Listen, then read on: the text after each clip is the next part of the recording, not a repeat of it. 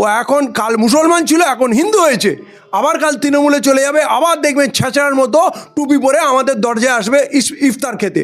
ওর কোনো জাত নেই। কি ছবি তুলেছে, কি আপত্তিকর ব্যাপার। সিটের এক প্রান্তে ওই ভদ্রলোক বসে আছে, তার অপর প্রান্তে শেষ প্রান্তে এই মেয়েটি বসে আছে, তাতে ওর কি আমার মান সম্মান চলে গেল।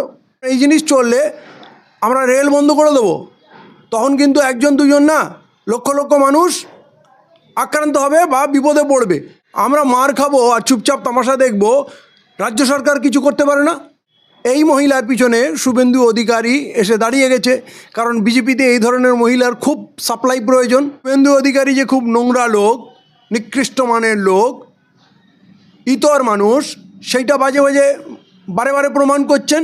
যেখানেই হিন্দু মুসলমান দেখবেন, যেহেতু একটা দাড়িওয়ালা মুসলমানকে মারা হয়েছে, অতএব খুব আনন্দ। কিন্তু এটা বুঝে যাচ্ছে রবীন্দ্রনাথের দাড়ি ছিল, অরবিন্দের দাড়ি ছিল, বহু ঋষিমণির দাড়ি ছিল এবং এখনও রাখে। এই বাংলায় হিন্দুদের যে রোজগার চলে যাচ্ছে, হিন্দুদের যে বেকারত্ব, কই হিন্দু নেতা চিন্তিত নয় কেন? দ্রব্যমূল্যের দাম বেড়েছে, মানুষ মানে আর বিষ খেতে বাকি শুধু। হিন্দু নেতা কোথায় গেল? 8 ঘন্টার জায়গায় 12 ঘন্টা 14 ঘন্টা মানুষকে দিয়ে কাজ করাচ্ছে। আমি হিন্দুদের কথা বলছি, কই হিন্দুদের জন্য ও কতবার চিৎকার করেছে। বাংলার বাঙালি হিন্দুরা খুব কষ্টে আছে। আমার হিন্দু নেতারা এখান থেকে আগে 18টা এমপি নিয়েছেন, এবারে 14টা এমপি নিয়েছেন। পার্লামেন্টে কবে বাঙালিদের হয়ে কথা বলেছে? বাঙালিদের দিল্লিতে মানে অমিত শাহ বললেন দিল্লি পুলিশকে যে বাংলাদেশিদের এখান থেকে খেতাও, অবৈধ বাংলাদেশিদের। তাহলে অবৈধ পাকিস্তানি, অবৈধ শ্রীলঙ্কান, অবৈধ বার্মিজ, অবৈধ আফ্রিকান, অবৈধ ইউরোপিয়ান, যে কোনো লোক অবৈধ হলে তাদেরকে খেতাতে হবে। তাহলে বাংলাদেশি মনে বাঙালিকে টার্গেট করছে। তাহলে এই হিন্দু বাঙালি যে নতুন নতুন হিন্দু নেতা হতে যায়, তাহলে সে কথা বললো না কেন? আবারও মব লিঞ্চিংয়ের ঘটনা দেখা গেল নবদ্বীপ বালুরঘাটগামী বালুরঘাট এক্সপ্রেসে। অভিযোগ, এক ব্যক্তি মোবাইলে এক মহিলার ভিডিও করছিলেন। কি বলবেন? এই ঘটনাটা বুঝতে একটু সময় লাগলো। প্রথম দিকে ভাবছিলাম যে ওই লোকটা ক্ষমা চাচ্ছে, হয়তো সত্যি কিছু ভুল করেছে। কিন্তু পরে বিষয়টা বুঝলাম লোকটি ভয়ে আতঙ্কে ওরকম করছিল।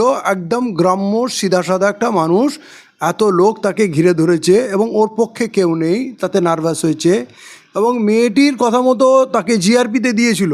তাহলে জিআরপি তদন্ত করে দেখলো তার মোবাইলে আপত্তিকর কিছুই পাওয়া যায়নি। তার অজান্তেই টাচ ফোন কোনোভাবে চালু হয়ে গেছে, সে জানেও না। তাতে ওই মেয়েটির তেমন কোনো ছবি আসেনি, মানে যা শুনছি তার না চেহারা এসছে, হাতের একটা অংশ দেখা গেছে, মানে এদিক ওদিক ঘুরতে গিয়ে হয়তো কিছু এদিক ওদিকের ছবি উঠেছে, কিন্তু কাউকে টার্গেট করে কোনো ছবি তোলেনি। এবং সেই লোক ছবি তোলেনি, অথচ তাকে র্যান্ডাম মারলো এবং অশ্রাব্য ভাষায় গালাগালি দিল ট্রেন ভর্তি লোকের সামনে, শুধু দাড়িওয়ালা মুসলমান দেখে। এবং জিআরপি যখন ঘটনা জানতে বললো, জিআরপির কাছে যখন গেল যে কোনো আপত্তিকর না, তখন লোকটিকে ছেড়ে দিল। জিআরপি যদি আপত্তিকর কিছু পেত তাহলে নিশ্চয়ই গ্রেফতার করতো লোকটাকে। কিন্তু ওই লোকটি যে আক্রান্ত, সে যে অভিযোগ করবে তার সেইটুকু সাহস, মনোবল, বুদ্ধি কিছুই ছিল না।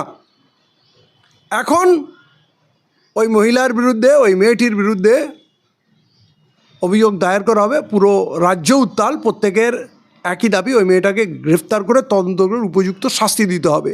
কারণ ওই একজন ভদ্রলোককে আঘাত করা হয়নি, পশ্চিমবাংলার 3.5 কোটি মুসলমানকে।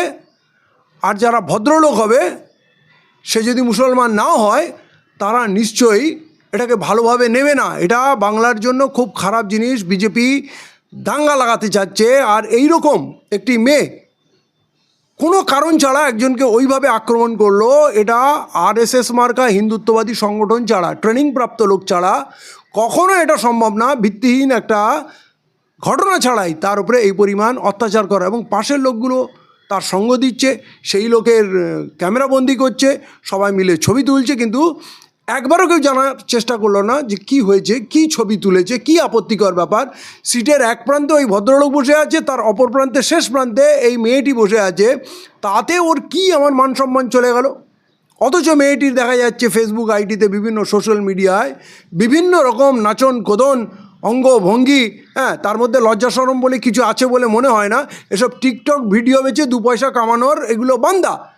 তাদের এই সাহস কী করে হয় সাধারণ যাত্রীর মাঝখানে একজনকে আক্রমণ করা? এটা আমরা কঠোরভাবে নিন্দা করছি এবং কোনোভাবেই ওই মহিলাকে ছাড়া যাবে না। রাজ্য প্রশাসন হোক বা রেলের জিআরপি হোক, যেভাবেই হোক ওকে অ্যারেস্ট করে ওর শাস্তির বিধান করতে হবে। পশ্চিমবাংলায় এসব আমরা চলতে দেবো না। আচ্ছা, কোনোভাবে কি তিনি মহিলা ছিলেন বলে তিনি অশ্রাব্য গালিগালাজ করেছেন যার দেখা যাচ্ছে, এবং তিনি মারধর করতেও থামেননি, তো আপনারা কি ভাবছেন যে কোনো রকমভাবে তিনি মহিলা বলে ছাড় পেয়ে যেতে পারেন পশ্চিমবঙ্গে বা ভারতবর্ষে? না, ভারতবর্ষের কথা আলাদা। ভারতবর্ষে তো অনেকে কুকীর্তি করে ছাড় পেয়ে যায়, বরঞ্চ যারা বেশি কুকীর্তি করে তারা বেশি সমাদৃত হয়। যেমন এই মহিলার পিছনে শুভেন্দু অধিকারী এসে দাঁড়িয়ে গেছে, কারণ বিজেপিতে এই ধরনের মহিলার খুব সাপ্লাই প্রয়োজন। তো সে হিন্দু মুসলমান করবে, রাজনীতি করবে। দেখুন, এই দেশে কিছু অশুভ শক্তি আছে, স্পেশালি আরএসএস বিজেপি, তারা তো এই সমস্ত সাম্প্রদায়িক কাজকে সাহায্য করবে। কিন্তু ছাড় পেয়ে গেলে তাহলে দুটো সংস্থা দায়ী থাকবে, এক রাজ্য সরকার আর একটা রেল। রেলের জিআরপিকে যাত্রীর সুরক্ষা সুরক্ষিত করতে হবে, কারণ এই জিনিস চললে আমরা রেল বন্ধ করে দেবো, তখন কিন্তু একজন দুজন না, লক্ষ লক্ষ মানুষ আক্রান্ত হবে বা বিপদে পড়বে। আমরা মার খাবো আর চুপচাপ তামাশা দেখব, রাজ্য সরকার কিছু করতে পারে না। যখন নিমতিতা স্টেশনে কিছু ছেলে বোম বাঁধছিল, তাদের তো স্থানীয় থানা তুলে নিয়ে গিয়ে জিজ্ঞাসাবাদ করে ছেড়ে দিল। কই, তখন তো স্থানীয় থানা বা রাজ্য পুলিশ তখন তো বলেনি এটা রেলের বিষয়, তখন তো রেলের বিষয়ে হস্তক্ষেপ করেছিল। তাহলে আজকে রাজ্যের 10 কোটি মানুষ, স্পেশালি 3.5 কোটি মুসলমানের মান সম্মানের ব্যাপার, সেখানে রাজ্য সরকার, রাজ্য পুলিশ হস্তক্ষেপ করবে না কেন? পুলিশ মন্ত্রী হস্তক্ষেপ করবে না কেন? তাহলে আমি বুঝতে হবে যে এরা এই সন্ত্রাসীদের সাহায্যকারী, এই আরএসএসের সমর্থক। আমরা তো মানব না।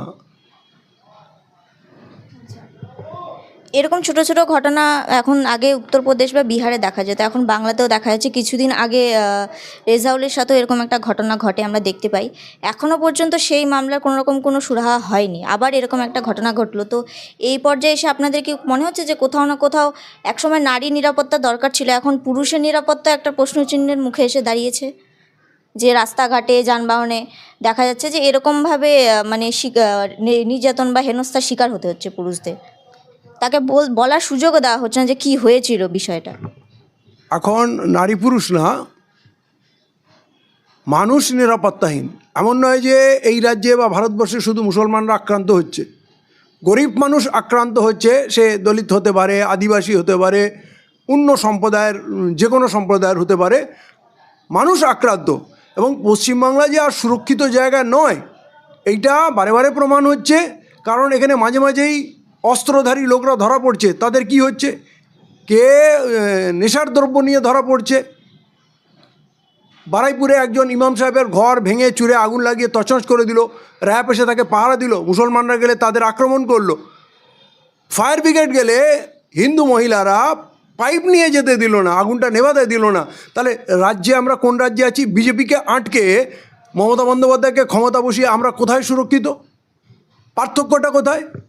অতএব পশ্চিমবাংলা যে সুরক্ষিত নয় মানুষের জন্য, আমি এটা শুধু মুসলমানদের বলছি না, মুসলমানদের আরএসএস টার্গেট করছে তাদের সুনির্দিষ্ট একটা রাজনৈতিক লাভ তোলার জন্য। হিন্দু মুসলমান তারা সবসময় করতে চায়, কিন্তু কোনো মানুষই এখানে সুরক্ষিত নয়। এইটা বড় চিন্তার ব্যাপার। আচ্ছা, মহিলা যাত্রী যে আইনকে হাতে তুলে নিয়েছে, সেই বিষয়টিকে কার্যত সমর্থন করে যে ভিডিওটি ভাইরাল হয়েছে সোশ্যাল মিডিয়ায়, সেটি আবার শুভেন্দু অধিকারী তার প্রোফাইলে পোস্ট করেছে। কি বলবেন এই বিষয়ে? শুভেন্দু অধিকারী যে খুব নোংরা লোক, নিকৃষ্ট মানের লোক, ইতর মানুষ, সেইটা বাজে বাজে বারে বারে প্রমাণ করছেন। যেখানেই হিন্দু মুসলমান দেখবেন, যেহেতু একটা দাড়িওয়ালা মুসলমানকে মারা হয়েছে, অতএব খুব আনন্দ। কিন্তু এটা বুঝে যাচ্ছে রবীন্দ্রনাথের দাড়ি ছিল, অরবিন্দের দাড়ি ছিল, বহু ঋষিমণির দাড়ি ছিল এবং এখনও রাখে। এরা খুব নিকৃষ্ট মানের নোংরা মানসিকতার লোক। এরা শুধু হিন্দু মুসলমান করতে চাচ্ছে এবং এতে প্রতিদিন শুভেন্দু তার ব্যক্তিত্ব হারাচ্ছে, একটা রাজনৈতিক নেতা হিসেবে তার রাজনৈতিক অবস্থান হারাচ্ছে। পশ্চিমবাংলার মানুষ এই নোংরামু চায় না। কিছু মানুষ, ট্রেনিংপ্রাপ্ত মানুষ, আরএসএসের ব্যাকিংয়ে বিজেপির প্ররোচনা এই ধরনের কাজ করছে, কিন্তু বাংলার মানুষের এটা আসল চেহারা নয়। এমন নয় যে সব হিন্দুই সন্ত্রাসী, সব হিন্দুই মুসলিম বিদ্বেষী, তাহলে তো আমরা পথে হাঁটতে চলতে পারতাম না। এটা থামবে, কিন্তু থামবে বিজেপিকে ধ্বংস করার পথ থামবে, বিজেপিকে শেষ করতে হবে। তারা তো আজ পর্যন্ত পশ্চিমবাংলার মসনদে বসতে পারেনি, 26-এর জন্য পাগল হয়ে গেছে, দাঙ্গা লাগানোর চেষ্টা করছে, কিন্তু 26-এও আমরা এদেরকে ব্যর্থ করে আমরা দেখাবো। আচ্ছা, কিছুদিন আগে শুভেন্দু অধিকারীর একটা কথা খুব ভাইরাল হয়েছিল যে আমি হিন্দুদের বিধায়ক, আমি হিন্দু হিতেই কাজ করব। এবার সবাই বলছে যে তিনি হিন্দু মুসলিমের মধ্যে একটা ধর্মের ব্যাপার টেনে সেটাকে মানে ভোটে ব্যবহার করতে চাইছে। উনি হিন্দুদের নেতা হন, আমার কোনো আপত্তি নেই।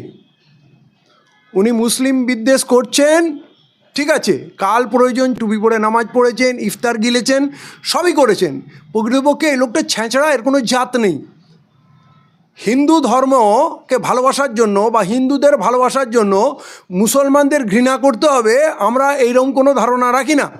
বহু এমন মানুষ আছে যারা হিন্দু প্রেমী কিন্তু মুসলিম বিদ্বেষী নয়, কিন্তু ইনি হিন্দুদের কোন উপকারটা করেছেন? পশ্চিমবাংলায় হিন্দুদের নাগরিকত্ব দেব বলে আমার নমশূদ্র ভাইদের, মতুয়া ভাইদের, যারা একসময় ওপার বাংলা থেকে এসছেন, তারা কেউ 50 বছর 60 বছর ধরে এই রাজ্যে সেটেল হয়ে গেছেন, তারা পরিবার নিয়ে, বউ বাচ্চা নিয়ে তারা সংসার করছে, তাদেরকে ভয় দেখাচ্ছে। ওই নাগরিকত্বটা দিল কোথায়? আসামে যে বাঙালি আছে প্রায় 19.5 লাখ নাগরিকত্ব হারালো, তার মধ্যে তো 3-3.5 লাখ মাত্র মুসলমান, 14-15 লাখ তো হিন্দু। তখন সেই হিন্দুদের নেতা কেন শুভেন্দু হলো না? ত্রিপুরাতে অত্যাচারিত হচ্ছে, এই বাংলায় হিন্দুদের যে রোজগার চলে যাচ্ছে, হিন্দুদের যে বেকারত্ব, কই হিন্দু নেতা চিন্তিত নয় কেন? দ্রব্যমূল্যের দাম বেড়েছে, মানুষ মানে আর বিষ খেতে বাকি শুধু। হিন্দু নেতা কোথায় গেল? 8 ঘন্টার জায়গায় 12 ঘন্টা 14 ঘন্টা মানুষকে দিয়ে কাজ করাচ্ছে। আমি হিন্দুদের কথা বলছি, কই হিন্দুদের জন্য ও কতবার চিৎকার করেছে। কদিন আগে বর্ধমানের কাটুয়াতে প্রায় 160টি পরিবারকে শিবরাত্রির পুজো তাদের করতে দেওয়া হয়নি। কই ওই ঠুটো জগন্নাথের মুখে তখন কথা ছিল না কেন? তখন হিন্দু নেতা কোথায় গেল? আমি বলছি হিন্দুদেরই উপকার করো, হিন্দু নেতা হও, হিন্দুদের উপকার করো। হিন্দুদের কোন উপকারটা করেছো? টাকার দাম বাড়ছে, বেকারত্ব বাড়ছে, টাকা লুট হয়ে যাচ্ছে, বিদেশে চলে যাচ্ছে। কাদের টাকা যাচ্ছে? এই যে লুট হচ্ছে, কি মুসলমানদের টাকা যাচ্ছে? রিজার্ভ ব্যাঙ্ক খালি হয়ে গেল, LIC খালি হয়ে গেল, দেশের সমস্ত শিল্প বাণিজ্য শেষ, সরকারি দপ্তর বিক্রি হয়ে গেল, ন্যাশনাল হাইওয়ে থেকে সমস্ত খনি বিক্রি হয়ে গেল, রেল বিক্রি হয়ে গেল, সব মুসলমানদের সম্পত্তি।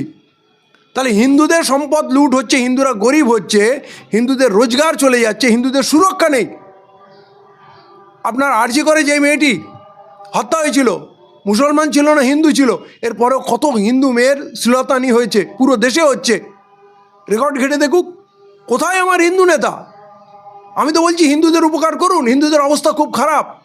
হিন্দুরা অতি নিরীহ একটি জাতি, এবং যারা খুব লড়াকু না, যোদ্ধা নয়, সাহসীও নয়, এবং তারা সাম্প্রদায়িকও নয়, খুব নিরীহ মানুষ, তারা খুব কষ্টে আছে। বাংলার বাঙালি হিন্দুরা খুব কষ্টে আছে। আমার হিন্দু নেতারা এখান থেকে আগে 18টা MP নিয়েছেন, এবারে 14টা MP নিয়েছেন। পার্লামেন্টে কবে বাঙালিদের হয়ে কথা বলেছে? বাঙালিদের দিল্লিতে মানে অমিত শাহ বললেন দিল্লি পুলিশকে যে বাংলাদেশিদের এখান থেকে খেতাও, অবৈধ বাংলাদেশিদের। তাহলে অবৈধ পাকিস্তানি, অবৈধ শ্রীলঙ্কান, অবৈধ বার্মিজ, অবৈধ আফ্রিকান, অবৈধ ইউরোপিয়ান, যে কোনো লোক অবৈধ হলে তাদেরকে খেতাতে হবে। তাহলে বাংলাদেশি মানে বাঙালিকে টার্গেট করছে। তাহলে এই হিন্দু বাঙালি যে নতুন নতুন হিন্দু নেতা হতে যায়, তাহলে সে কথা বললো না কেন? অতএব ওর চরিত্র মানুষ চিনে নিয়েছে। ও এখন কাল মুসলমান ছিল, এখন হিন্দু হয়েছে, আবার কাল তৃণমূলে চলে যাবে, আবার দেখবেন ছেঁচড়ার মতো টুপি পরে আমাদের দরজায় আসবে ইফতার খেতে। ওর কোনো জাত নেই।